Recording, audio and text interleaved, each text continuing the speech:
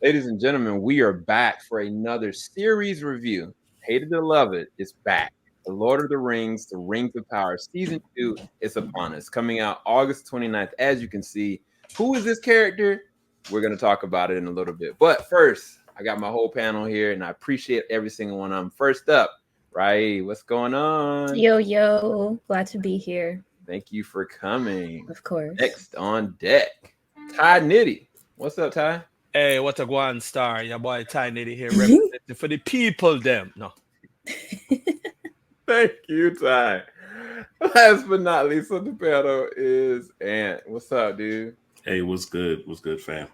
Appreciate you guys from coming on. So, real quick, what was you guys' feelings on the first season? If you had to kind of describe it, like, were you excited going into a second season? Were you kind of blubbed? Because I think the perception at the time, at least for people asking me, is like, oh man, what's better, Rings of Power or the new Lord of the Rings, House of the Dragons? I was like, they're totally different entities. Like, I think that the entertainment value is there on both sides, but they're very different animals. I think there was a direct combination of people comparing and some people just hating on the fact that I'm trying to approach a Lord of the Rings TV show. But me personally, I actually liked it. I like both series going on at the same time. Different things I didn't like about both, but specifically, I felt like they were in their own specific lanes. But I wanted you guys to let me know, how did you think about the first season? First up, Rai, what was your thoughts on first season? Yeah, I definitely thought the first season was solid. And I was aware of the comparisons to Game of Thrones, which I also didn't participate in because I love both Lord of the Rings and Game of Thrones for different reasons. If you ask me which one I like more, I would probably say Game of Thrones, but again, different reasons. So it doesn't matter. It doesn't really matter to me that they're paced differently. Rings of Power is paced very much like the Lord of the Rings movies, but just much longer. Obviously, because it's a TV show. Um, yeah, I liked it a lot. My favorite storyline is probably the Harfoots, because Gandalf. But yeah. Yeah. We will get into that soon. Yeah. Ty, what are your thoughts on first season? So I'm kind of with Rai on this. I did like the first season. Um as it compares in terms of I don't like comparing to Game of Thrones for the simple fact of you're comparing one series that's based off of that established itself as a television series from the jump versus this particular series that's basically bred from a movie trilogy. So it's kind of hard to do the comparison. What I do respect about both is that they found a way to take a lot of that lore from each and give it its own place, to shine and give you kind of it wasn't treated like you were given cliff notes, like you were given details in each one. Yet it does go without say that if you're watching House of the Dragon or you're watching Rings of Power, you're kind of somewhat required to, in a certain aspect, to watch Game of Thrones and the Lord of the Rings series. Specifically, the Lord of the Rings, I wouldn't even say you would include the Hobbit trilogy, but Lord of the Rings, sure, you could go from there. I like both seasons. I do like I like the first season. It gave just enough, but it still established itself as its own. So I liked it both. I think they did really well. Thank you, Ty. Last but not least, Ant, what was your thoughts on the first season? So I'll be honest with you. Did not catch all of it, but from what I did catch, um, and the little bit of Tolkien that I have read, it definitely benefited from a long form series as opposed to a 3-4 hour movie. So I appreciated what I saw, appreciated how it was the details, and just kind of like bringing us along. So I think this, for the people who are truly Tolkien heads and understand just what he went through to create that universe and languages and locations and motives of different groups and sectors, it definitely got a benefit from just being in a longer form TV series as opposed to a movie. So I appreciated that part of it. Yeah. As opposed to The Hobbit, which is a 300-page book, and they made 3 movies. Which to this day I still don't understand. Neither do I. I blame. Well, yes, we know that, Sam. Yeah. We know that. Cash We rules know everything that. around me. Cream get the money, dollar Exactly. bill, y'all. Exactly. But yeah, it's. I actually think, and this is just me, and you can tell me if I'm wrong, but I actually think as much as I love the Lord of the Rings movie trilogy, it's probably one of the first experiences I've had with extremely lengthy cinema. I think before that it was probably Malcolm X, where you actually had an intermission. But I still think the Lord of the Rings, the original series, The Hobbit, I think all of those would have benefited from an actual series versus a movie, because we've seen what Game of Thrones has done and now House of the Dragon. And when you have lengthy novels like that, it does the series well to be able to stretch it into multiple episodes so that you can include things that were not present in that are in the novel, that are not present in the movies. And even though that happened like Game of Thrones, it's still there were still things that were missing, but I still think we got a lot of it. Like there's still a couple things from Game of Thrones that I actually wanted to see but didn't happen. And there are things here in Rings of Power that I want to see. I just don't think it's gonna happen. Yeah, because it is a lot of content. I think it's interesting because a lot of people would say like, oh wow, like, you know, what Peter Jackson did was the staple, right? And from my perceptions, like, I feel like when Peter Jackson was trying to develop, you know, the Lord of the Rings, it was unprecedented what he was trying to do. It hadn't been done on that level. And so I think that, you know, the people that created Game of Thrones looked at us like, wow, what if we could do this on a series format? Who are we going to get to be the distribution at the time? Was it going to be Showtime? Was it going to be AMC? And it ended up being HBO. And they took a chance and they made it work. And I think that now with Game of Thrones, that you can see like these are as good a quality as movies. And so I think that television has changed in and of itself because of what, you know, the Lord of the Rings established and ran and sprinted. You know, Game of Thrones walked it down and perfected it. And now it's like, I think it just goes full circle. And I think it's this very interesting thing. So if like in 10 years or 20 years from now, they decide to go and do, you know, a series format of telling the Lord of the Rings, I think everybody would be fine with it, except for those purists that have problems with even trying to do it. But I think you guys make great points. But getting straight into it, one of the biggest reveals last season is, you know, our favorite little bandit, who we thought was kind of the man. He ended up being Sauron.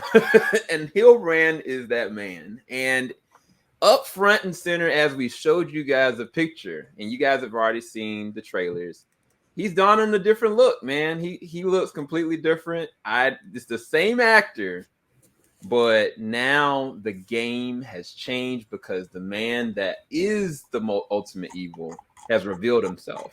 Now, without spoiling anything, because this is a spoiler-free review, we've only seen the first 3 or 4 episodes, so it's not that much that we've seen.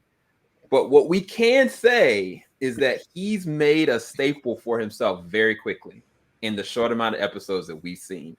You're gonna be very surprised the links that they go in, the off rip. I was gonna ask you guys, what was your emotions going into the first 20 minutes of the first episode? Without saying too much, what was your emotions going to the first 20 minutes? Because it threw me off because I was like, wait, what is happening? What is actually happening? But what was you guys' feelings first 20 minutes of the first episode? Anybody can go first. I'll jump. Oh, ladies first, please, ladies first. No. I'm gonna let you go ahead because I need to gather my thoughts too. No worries. Emotional damage. Emotional damage. That's not it, but I certainly agree.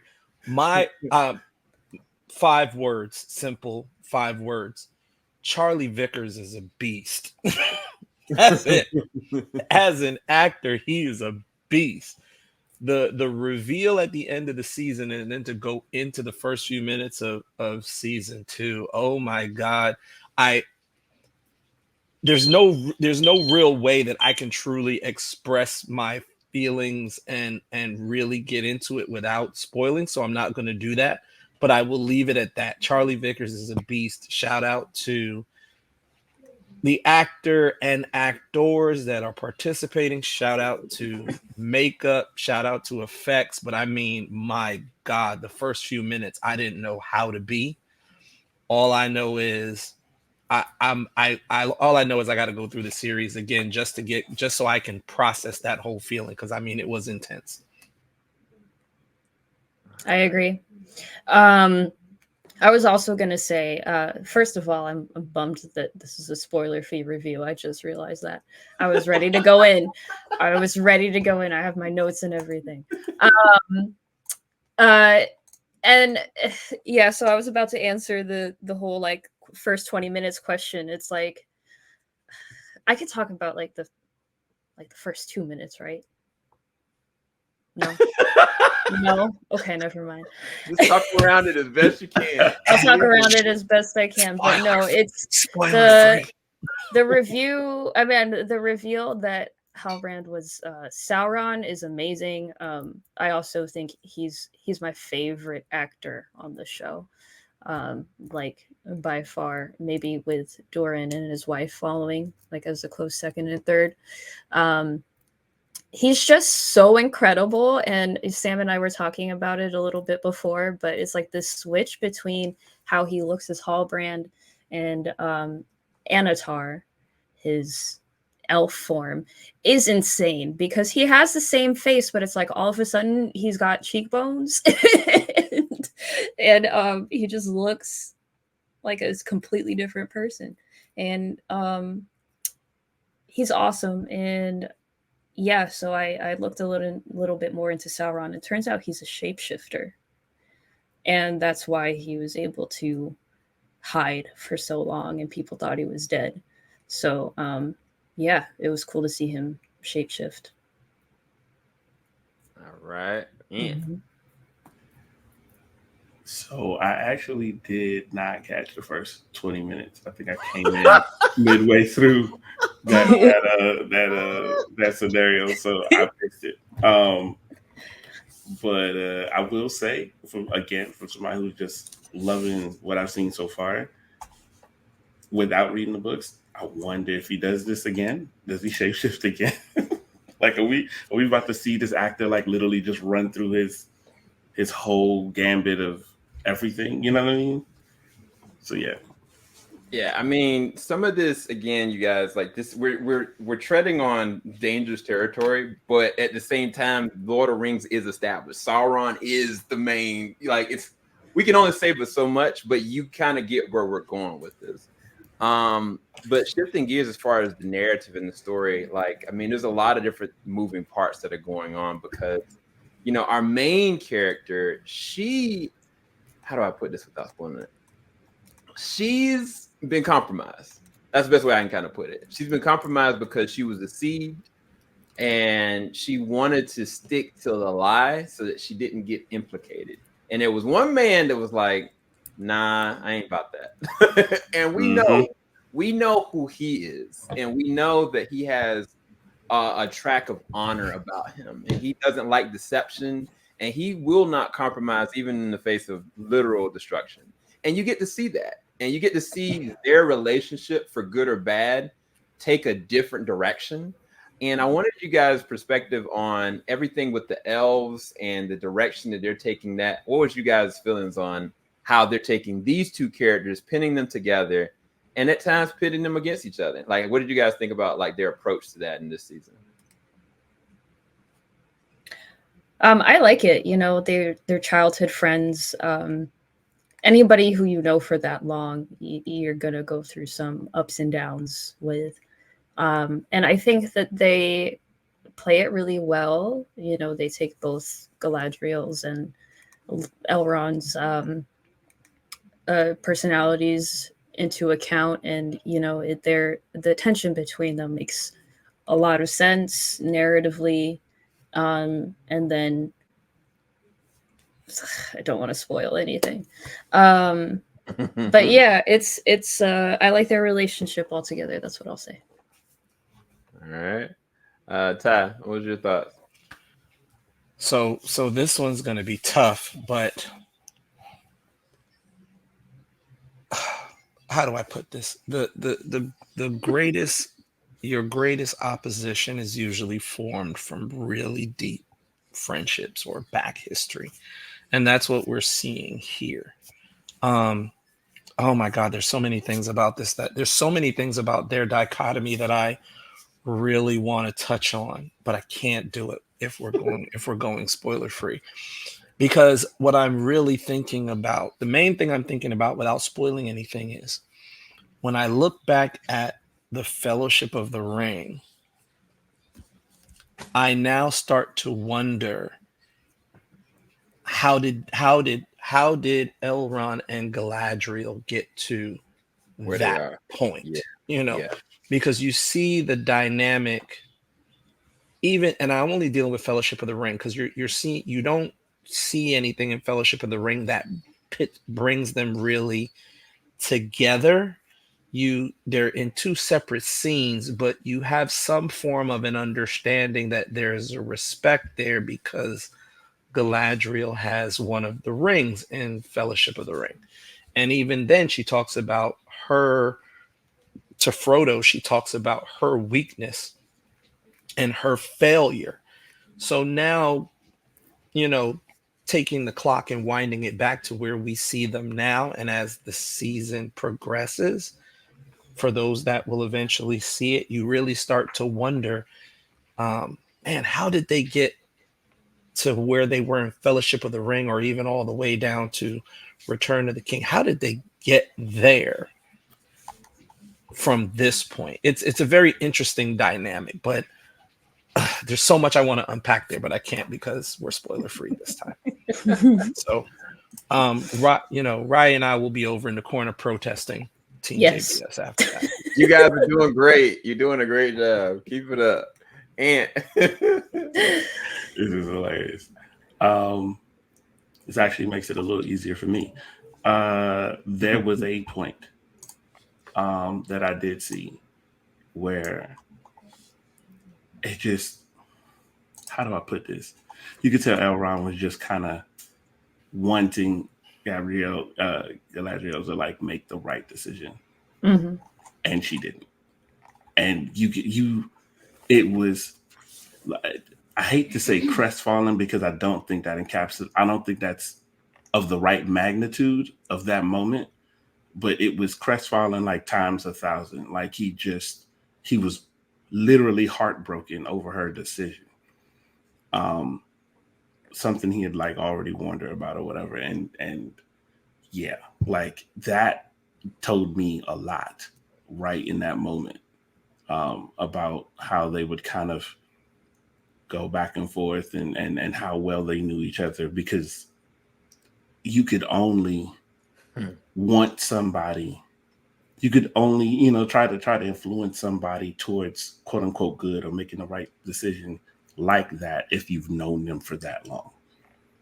So yeah, that was a very pivotal moment. You guys will know it when you see it, because the music swells and everything.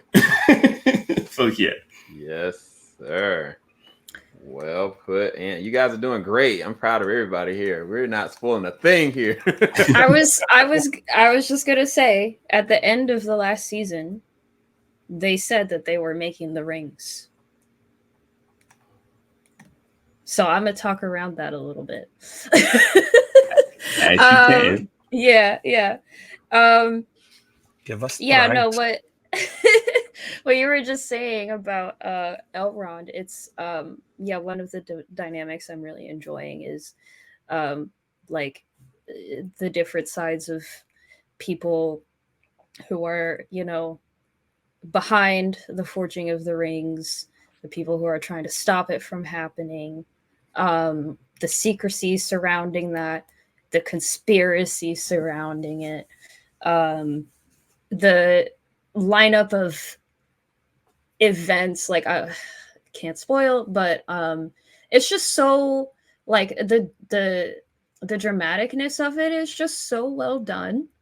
And there are like characters who are swapping positions, you know, like last season they felt one way, now they feel completely differently, and it's just super fun to see. Yeah, no, I think that's a good segue without us going down a rabbit hole. Mm-hmm. No pun intended. Durin, one of my favorite characters, him, his wife, his family, their relationship with Elrond. I wanted you guys to pick you guys' brains on their arc this time around, because now we've seen a certain place and things are getting very serious across the board. We already knew that the elves were in a really bad spot, but now it's more of a life or death situation. And Durin, he had a falling out with his dad last season, and that left him at a very compromising place. And you have to see that. You have to see that go through, what it means for his wife, what it means for his kids, and ultimately what it means for his people, between the relationship with him and his dad, and also his relationship with the elves with Elrond. So again, this is one of my favorite characters and one of my favorite pairings with anybody that he's in, especially with his wife. But what would you guys' takes on Elrond, his wife, and not Elrond, Durin, his wife, and the dwarves in this season? So let me say this. Actually, there is one question I can ask before I jump into that. Seeing the dichotomy of Elrond and Galadriel, how is Arwen not their child? How did they not get together? Now, that being said, moving forward, the one thing I can say about this whole dynamic, Doran's wife, she is a keeper.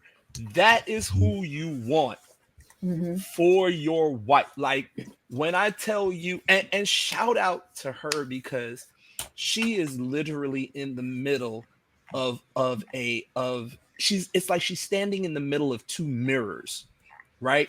Because her husband and her father-in-law are absolutely stubborn. And just like anyone who truly loves family, you never want to see them at odds. And she is that, I'm just going to say it. She is that Black African-American queen who is checking her husband and her father-in-law like a to-do list. No details, but she giving them that work. And what I absolutely love about her is it's all in love, but she also understands her husband and understands her father-in-law, her king. And what you notice in this, no spoilers, her character has the innate ability to differentiate her husband from the prince and her father-in-law from the king. Because there are going to be moments that's the king, there are moments that's her father-in-law, there are moments it's the prince, and there are moments it's her husband. And she has the absolute innate ability to say just what's necessary, just what's needed to put chinks in the armor and basically get these fools to get on the right track. Will it happen? I don't know. Spoiler free, but kudos to her for her work and the actor that's playing her. Oh my God. I ain't even talking about Durin or the father. I'm talking about her, because she is literally the glue of this triangle of family, and I love her for it. I agree with all of that. I agree with all of that. She's like, she's the wife that stands on business, and she's like, you can squabble over these details, but this is the bigger picture, and I'll handle it if you're not gonna. I really really like that. The actress is great. I also love that we got to, see a little more of her vocal abilities in this season. That was a cool scene. And yeah, that's what I wanted to add as far as she goes. She's really cool. Okay. And any thoughts about, again, the dwarves, Durin's wife, the whole dynamic was going on? Absolutely, absolutely echo everything that was already said. Like, she is the most relatable character, I think, across this whole thing. To me, she's the person who pulled me, and she's like my linchpin. And from there, I'm kind of like filling out everybody else and where they are. To be honest with you, kind of shout out to my wife because she reminds me of her. That's just like literally, like you said, stands on business, is about family. Is like, look, check your daggone ego, because family's bigger than that.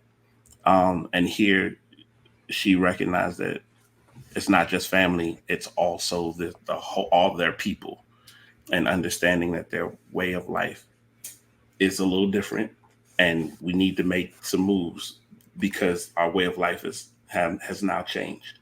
Um, and it's sharp, and it's witty, and it's cutting, but it's not hurtful.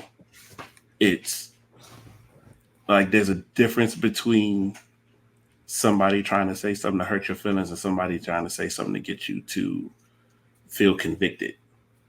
And she walked. That's a very thin line, and she walks that line very well. So yeah, no, is it Disa? What's her name? I can't remember. It's Princess Disa. You're right. Yeah, Disa. Okay. She's amazing, absolutely amazing. The reason to watch the show, as far as I'm concerned. Yeah. Man, so many different dynamics. I'm trying to go through as fast as I can. Yeah, I apologize. There's a character I feel like the first season came off very annoying. He had the best mom in the world, and he had the best father figure that's a whole pound.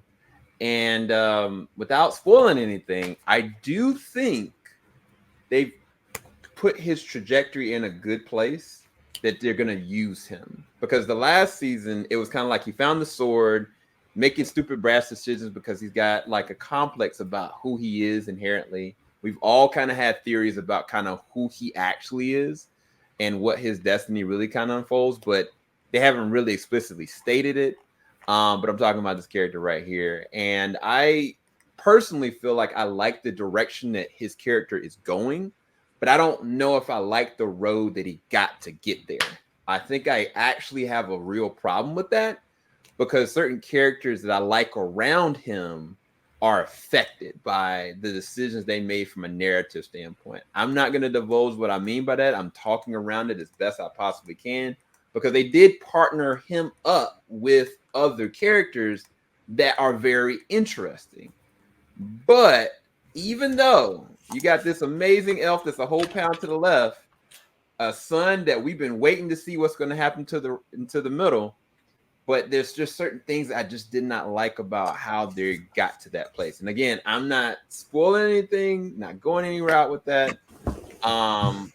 But yeah, what did you guys think about this trio right here, as well as my man, my little man that's back in it this season? It's gonna be hard. So Yeah, can't spoil it. I would love to tell you what I think. Well, your emotions without emotions. Intrigued, very intrigued. I like how episode 3 of this season ended off. I'm curious about the girl, because we were talking about it when we were watching the episode, but feel like she can go. Her character arc could go one of two ways at this point, and I'm hopeful that it'll go in a route that is positive for the heroes of the story. I'll leave it there. Okay. Again, I'm saying all this to say because the last season we did not know what was going to happen with the son. I'm talking about my man in the middle because I mean he had a really interesting relationship with his dad. The majority of the first season he was pretty much fighting his dad emotionally about what he's supposed to be, what he's supposed to do, and then the battle came, and I mean we all remember that battle. It was red, literally red. It was just lives ending. Like a queen lost her eyesight from that fight. But we just didn't know what was going to happen to his character unless you are a Lord of the Rings fan and you know who his character is. But Ty, what was some of your thoughts on at least those trio? And you know, so there's some good potential between. Sorry about that. If my camera just went blurry for a second, there's some good potential between these characters, but I still don't feel any different. That kid still gets on my nerves because I still feel like he's literally it's like someone saying, okay, you're in a tough spot. Now let me put you in a position where you can be better. You know, you've got these two other people that want to look after you, want to care for you, want to give you what you clearly couldn't get before. And you still are choosing to be defiant, and you're just and it's like it's just being chalked up to you being a young adult. But at the same time, we're not in an era where it costs or it's beneficial for you to act like a child. And he still acts like a child. I just, it still annoys me. I'm not gonna go into more detail, but his character still annoys me. And although they have kind of given indications of where he may go, it's going to be really irritating and frustrating before he gets there. And I'm not going to like it, but we'll see. Thank you, Ty. And so just to make sure, we're talking about the kind of teenage, young adultish looking character. Yeah, we're talking about the little teenager that's been partnered up with these characters without divulging how or why. Yeah, that's what we're talking about. It's a young boy. My man came off like a straight brat in a time of war, and it's just like, come on, man. Like, yes, things happen in your life. But again, time of war, things are happening in literally everybody's life. Yep.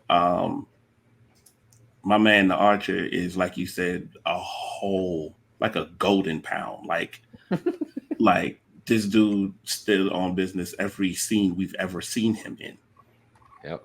You know what I mean? Like, so why are you giving him the "you're not my dad" kind of emo response? Is crazy. Literally crazy right now.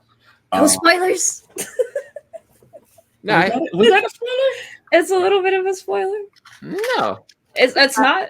No, what he's saying is that, I mean, from the first season, like, it's always been this chip on this kid's shoulder. Like, why are you always with my mom? Like, right. Everybody's perception is that, you know, he's looking at him like, nah, like, you ain't my dad. Like, I don't got no parts of you. We wouldn't even be messing with y'all. So I think since the first scene, it's always kind of been that way, and he's always had that chip on his shoulder. So that has been his vibe. Yeah. I agree. He had a bad moment this episode, but it followed with kind of decent one when there's a scene where he's eavesdropping in on a conversation between Isildur and the new girl in that image, and he's definitely having a moment to himself where I felt like he was like almost immediately reflecting on the bad moment that we see in that episode too. But we'll see as it goes on. Yeah, he still gets on my nerve. I'm sorry. Yeah, I think that one thing I wish I could say, I wish I could talk about Arendir and what Arendir is really going through. but I can't. And if you guys want us to do a spoiler discussion, we will come back and talk about it, because there are certain things that are happening internally and externally from the show that affects like his character directly, and it could be a good thing, it could be a bad thing. So that's why we're kind of tiptoeing around it, just for you guys' understanding of it. Now, speaking of internally and external changes that affect the show, I do want to talk about Elephant in the Room, because there is an actor that did switch as far as their roles, and I kind of wanted you guys' thoughts on it without spoiling too much of it. This character right here. So the original actor is no longer on the show, and it was switched over to this man right here. But how do you guys think he is doing? And also, what do you think about the trajectory of his character is going? Because initially the first season, like, he was kind of like the spearhead. He was like, oh, I am the person that's taking place of who the darkness is, and they're following me. So these orcs are following me. But now his narrative is kind of shifted, because we know, where the big bad is. We know what's really going on. So it's almost like a cat and mouse game going on at the same time. So what do you guys think about the direction this character's going? I mean, first of all, I didn't even notice that they switched actors for the role. Maybe because it's been 2 years since I saw the first season. Didn't even notice, so I guess he's doing fine. Trajectory wise, I think he's gonna die. I don't know when. Probably this season. Yeah, that's my prediction. He's gonna die this season. Just saying. He's doing a good job. He's doing a good job. Yes, but like, okay, so we'll talk about it in a spoiler discussion. I'm telling you, me and Ryan in the corner protesting, man. We gonna have picket signs and everything for this. Yes. For the spoiler discussion we want. But here's my thing. I'm kind of like with Ryan. I didn't even notice. I barely noticed. Like, when I saw him, I said, that doesn't look like the same guy. But I think what threw me off is, like you said, Sam, the fact that he's gone from who we thought to be one of the big bads to now he's not even a big boss. He's like one of the mini bosses. Like when you play in video games and you go into that, you get halfway through a stage and you get that one mini boss that gives you a little bit of work. Thinking, and you feel like you achieved something, then you actually get to the big boss and you like, nah, I didn't do jack. That was a workout. That's kind of how this feels. Matter of fact, it feels, without spoiling it, this feels, since we originally talked about comparisons on Game of Thrones and House of the Dragon, he feels like Daemon Targaryen to me now. Like, talked all that big talk, all that big noise, and now you realize you're just a part of the story. You're not, we know who the big bad is, and it's not you right now. Your whole, and I think that's kind of the issue too I have, is like, just like with the change of actor, the character in itself, like you said, Sam, is now their whole, it's like a paradigm shift. Like their whole thing has changed. And it's kind of like it went from I'm trying to take over or make my place in Middle Earth to like, okay, now I'm just trying to survive. Now I'm just trying to, get me a big slice of the pie before it all goes up the creek. You know what I'm saying? So I kind of have some issues with that, because he doesn't give me that same impression as he did in the first season, right? And the first season, he was, even if we knew he wasn't going to be the big bad, but he was still that force to be reckoned with. Like, he was very Aemon Targaryen at the time. Like, okay, we know you're not going to be the dude, but nobody, don't take your eyes off me. Like, I still got work. And now it's like, now he's like Daemon Targaryen. Yeah, I done got checked by the witch lady. I done seen the stuff. I'm coming out of Harrenhal, and I ain't the real G. I'm just a part of it. I'm just a chapter in the story right now, and that's how he feels to me. So basically, what you're saying, he had a red shirt on, but he had armor on that red shirt. Got it. Bet. Well, I wasn't gonna go so far to say he was a Star Trek red shirt. Don't get me wrong. I wasn't gonna say that. I was actually surprised when Rye said that. I was like, wow. I mean, I don't disagree with her, but the way she redshirted this dude, you know, I was a bit surprised. I mean, at least let him be the unexpected engineer gold shirt that passes away. You know, like don't like let him be the dude. Like, yo, I didn't know he was gonna go like that. That's very Game of Thrones-ish. But nah, she straight put the red shirt on that dude. I think he's gonna die Quick, fast. It's like he didn't even make it. He didn't even make it down to the planet. Like he got lost in the transporter. That's how she just put him. I was like, you know, it was like the old Chris Rock joint, like Aquarius. I mean, he's trying to be top boss when the top boss is lurking in the shadows. How do you think that's gonna go for him? But that's my point. Like the thing is, right? The thing is, we know who the top boss is, right? And here's the difference. The thing is, the top boss is lurking in the shadow. But the thing that gets me is when the top boss is lurking in the shadow, that means you don't know who the top boss is. So you're still acting like the top boss. I don't get that from him this season. It's almost like somebody it's almost like he was like, yeah, I'm big time. And between season 1 and season 2, somebody says, so can I tell you something? You know, you done messed up, right? And he just said, okay, I'm gonna dial it back a bit. I felt like he dialed it back a bit in the season. Like this. That was literally the question I was going to ask. Like, is it just that the audience scene knows who the big boss is and he's still acting like the big boss, or the was it revealed to him? Like if he, I would be. I'm sorry, Sam. I didn't mean to cut you off. I want to just jump. Like that's my thing, Chitty. Like we know who the big boss is, but if you don't know who the big boss is, you're supposed to keep that big boss energy until the big boss show up. And my thing is, I feel like somebody gave him, you know, the spoiler alert. Hey, you not the big dude. Like you know, you think you the man. You think you Falcone, but guess what? There's a dude with spiky ears and a black cape that will handle you.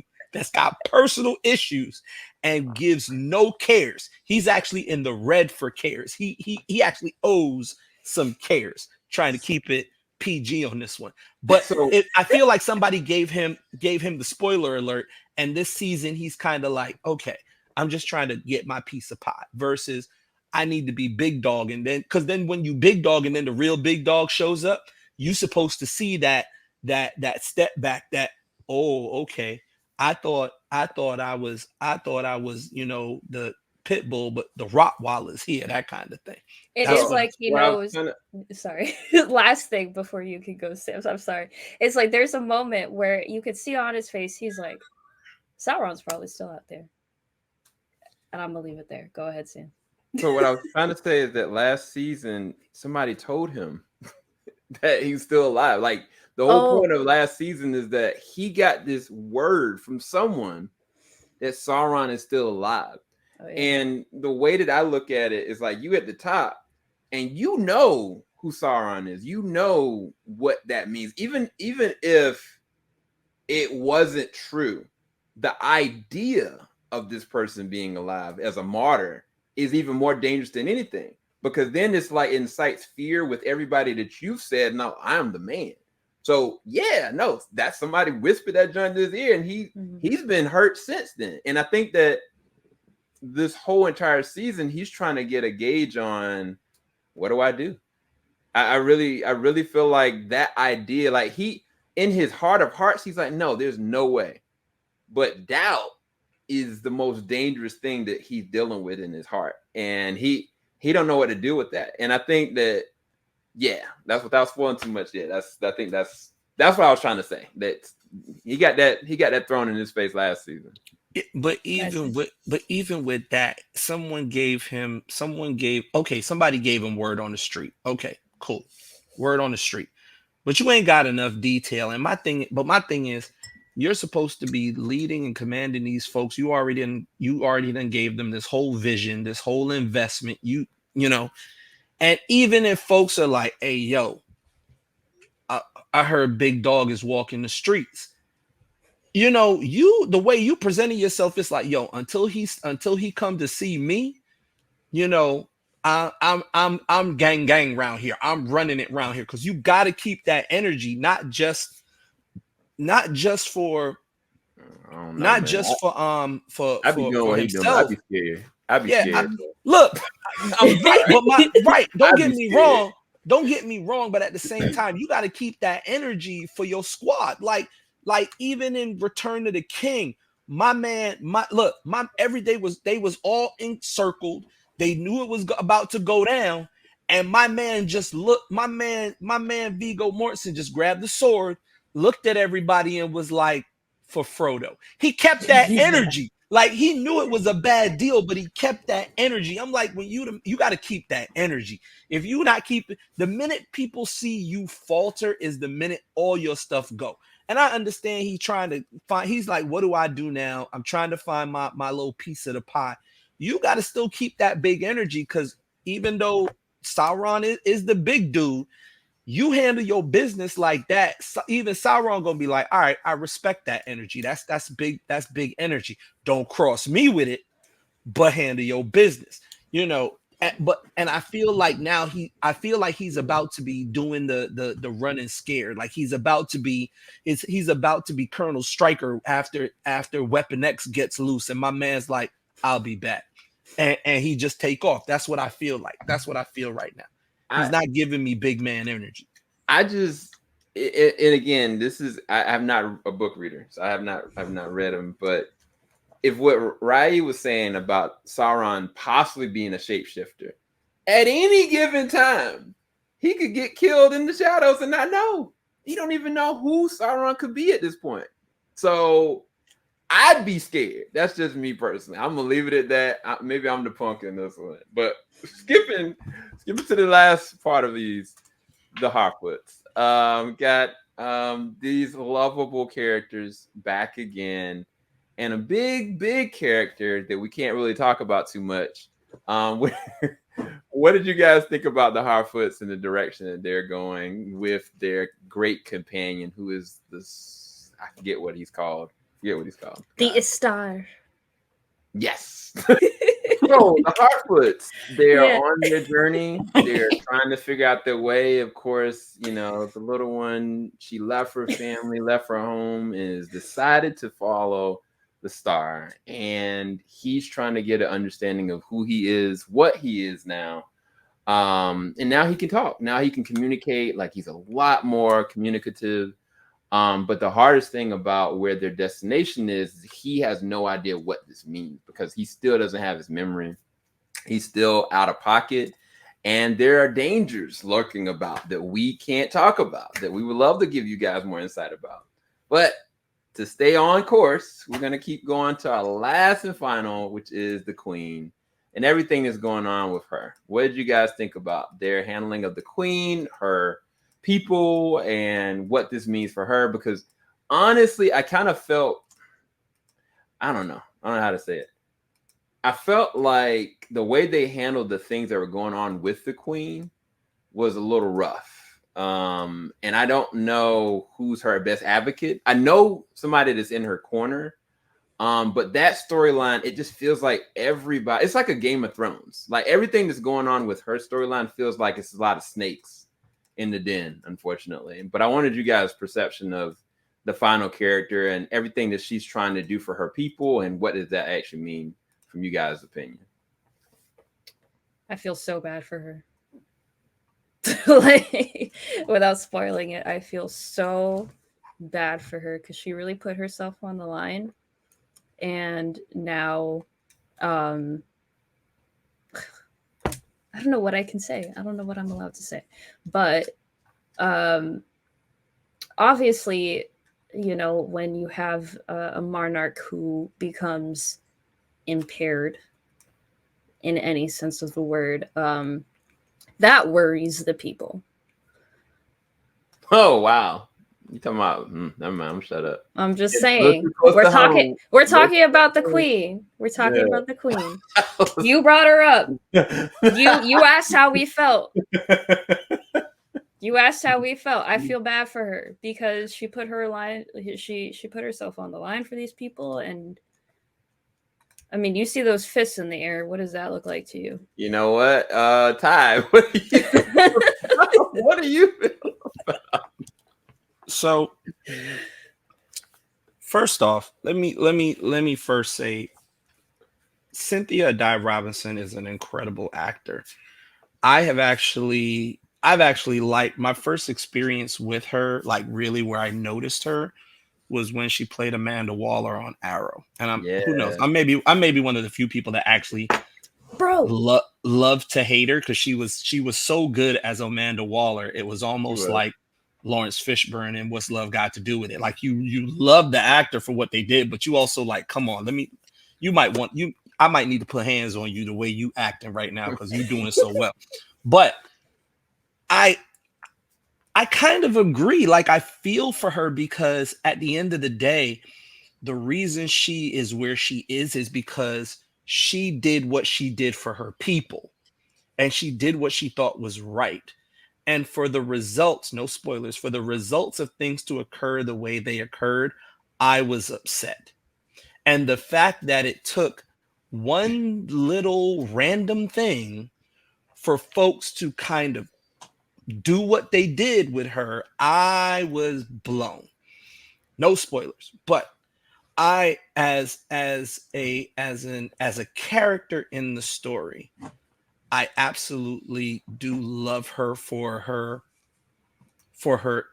inner strength, and for her resolve, because for her to handle things the way she handled things and be resolute even in the midst of everything that happens, that's big girl, big boy stuff. That's queenly stuff, and not everybody, including those even in the first season who even shown remnants in the first season of opposition to her, none of them have the fortitude for it. And they show that in the first season, but as we all know, with these timepieces or things that have some kind of reference to either fantasy or things from back in the day, women are basically seen as second or less than anyway. But for her to be queen, it's one of those things of, here's a modicum of respect until ... Whereas with a king, there is no limit on that. And I think that's what basically she's experiencing right now. She's experiencing the ellipses. She's experiencing that ... And I kind of feel for her in this season. But I will not end it on that. I will end it the way I started it. She has amazing resolve and strength. Will it be tested? Of course. Lord of the Rings, there's always somebody's fortitude is going to be tested. So, and that's basically what is going to happen to her, as it is with every character in here. So I'm good. That was a beautiful way to put it, with the ellipses. Man, so look, for what I saw of her on screen in this second season so far, I'll definitely echo what you said, Sam, in that it just seemed like, just for that scene that I saw, it seemed like there was no one she could trust. It seemed like, and not only were there so many snakes in the den, there were snakes in the den at various levels. Like, it almost seemed like multiple plots were coalescing against her and working together, kind of like it didn't look like she as a queen was getting the deference that she should have gotten. And yeah, that's all I'll say about that. It was disheartening, at the very least. Yeah. All right. So all that to say, this is our roundabout way of talking about the season without spoiling it. Hopefully, we did a decent job for you guys. I'm gonna give everybody their moment to give their final thoughts on the season 2 so far. Again, we've only seen the first 3 episodes. We will be watching each one. Maybe we'll do a review on each one. They're gonna be spoiler filled. They're not gonna be non-spoiler. We can't go down this road again. Yeah. First up, right? What was your final thoughts on season 2? So far I'm really enjoying season 2. I can't wait to see the rest of it. Yeah, favorite actor and character so far this season is Anatar / Sauron, for sure. Really keen on seeing where things go for the Queen as well. Thank you. Mm-hmm. Ty. My bad, had to come off mute. So season 2 so far has been really, really good. What I am very appreciative of is that so far it doesn't feel like House of the Dragon season 2, which was basically like almost felt like an 8-episode Dragon Ball Z Naruto filler, just straight filler episodes. There actually feels like there's some substance here on this. So I'm looking forward to the rest of it.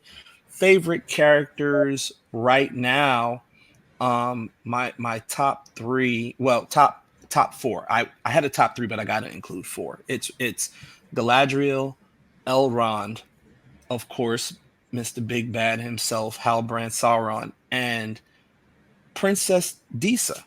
Like, I really want to see how she and the whole Dwarvish family ties thing progresses through the rest of the season. But really, really great. Absolutely Olympic level season so far. Hopefully nobody comes and tries to steal the bronze on a technicality, but I have enjoyed it so far. I think it's going to be a good season. Thank you. And Ant. Definitely enjoyed it so far. Enjoyed the music also. Who was it that came back to compose? Howard Shore. Thank you. I just Yeah. it gives all of it. It brings you to a cinematic feel, even though it's a series. And I love when series can elevate themselves so much that it kind of straddles that line, maybe even falls on the other side of that line to a degree. So music was excellent. Definitely cannot wait to watch the rest of it. And of course, hands down, I've pretty much already said it. My favorite character is Sofia Danvete, Disa, Princess Disa. Like, she just basically, if you're a human, you should feel her character. Period. Doesn't matter what time frame, doesn't matter what period it is. Like, she is such strength and such wit. And yeah, that's my favorite. That was my favorite last season too, from what I remember. Yeah, I really did enjoy this season. I'm gonna give my letter grade in a second. Favorite character, definitely the Hallbrand to Sauron, man. Like, they put these seeds, especially the way they ended last season, which is insane. But for this man to make a transformation from looking like this to this, and his disposition, like how they carried him, what they're doing with him, it's insane. I'm very intrigued by Galadriel and Elrond's dynamics and where it's going to go. And again, I think that the princess and where they're going to take the dwarves with her at the helm, I think it's going to be very intriguing. Rating for this season, if I had to give it a letter grade, it's an A. It's nothing short of an 8 or A+ for me. I'm going to leave it right at an A because I haven't seen enough of the season, but I'm really enjoying it so far. You guys have a letter grade for it? I'll give it a B+ to leave room for improvement. There's not too much room that I think it needs to improve, but So I was gonna give it a B+, but I'm giving it an A-, and only reason I'm going from a B+ to an A-. Yo, pull up that pic of Elvis Sauron, yo. That you see that jawline? You see how you see that chiseled jawline? Like that right. It goes from regular chin to chiseled, like that's some Dolph Lundgren type chin right there. That right there gets the A- for me. Bro. And the cheekbones. And the cheek, like he got the cheekbone structure. He's like, look, don't get it twisted. I'm the elfish dude right here. Like that chiseled jawline and the cheekbone structure is like, yeah. This right here, no, don't put that one back up, Sam. That actually scared the mess out of me. I had to sit back in my chair a minute. That almost took it down to a C+. Don't do that. You know, give the man his credit. Give the man his credit. That chiseled Dolph Lundgren jawline right there. That definitely gives it. That's why it's got an A- for me. If it wasn't for that, it'd be on a B+ because I want to see the rest of the season. But that chisel elvish jawline and that cheekbone structure is definitely giving it the A- for your boy. So I'm good with that. Gosh. You got a rating for it, Ant? Yeah, I'm definitely gonna go A for right now. And I know it can go up to an A+. I just need to see the rest of the season. But from what I've seen so far, absolutely an A. Absolutely an A. Yeah. All right, you guys, this was awesome. Where can everybody find you? Right? Where can everybody find your content? Twitch. My username is onlyxanchors. Yeah, the link is right there. So go check me out. I try to stream every other day, every 2 days. Definitely go and check her out, everybody. Hi, where can everybody find you? So you can find me on Instagram, and if I still keep the account active, I'm still choosing on X at Ty Nitty. But where you can find me is with Rye in the corner, picketing. Yeah. So if y'all want the spoiler review, put it down in the comments. Give this some likes. Like, look, we need the spoiler review. You can come join us in the corner. Me and Rye will be there. We have extra hand signs. We will be in the front of TeamJVS studios. They got punch and pie. And I will make sure there is punch and pie. You know, I will bring apple, I will bring pecan, I will bring some Patti LaBelle pumpkin pie with some punch, and we will have extra hands. We will have extra signs to picket in front of TeamJVS Studios that we want the spoiler review so we can truly talk about this season. So that's where you can find me, off in the corner protesting. But in social media, I'm at Ty Nitty on the Instagram. That's the best place to find me. What they're basically saying, they want a static set of this review. What they're saying, basically. You need to give the people what they want. Yeah, exactly. Wow. So my name is Anthony Njoku. PSN is DC Tenchu. That's what I play under. Cheaty17 on IG. But most importantly, I am releasing music. Pretty much been dropping a song every month this year. And you can find that under the name Anthony Njoku everywhere that streams. That's Apple Music, Spotify, iHeartRadio, Pandora, literally everywhere. So yeah, just a couple of instrumentals, things you can mellow, chill to, lo-fi, all kinds of things. Appreciate it.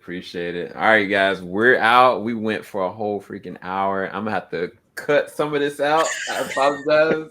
I didn't spoil nothing. I didn't spoil shit. Later, y'all. Filing out the top of I can see skyline, 50-mile radius on my timeline. Ain't nothing on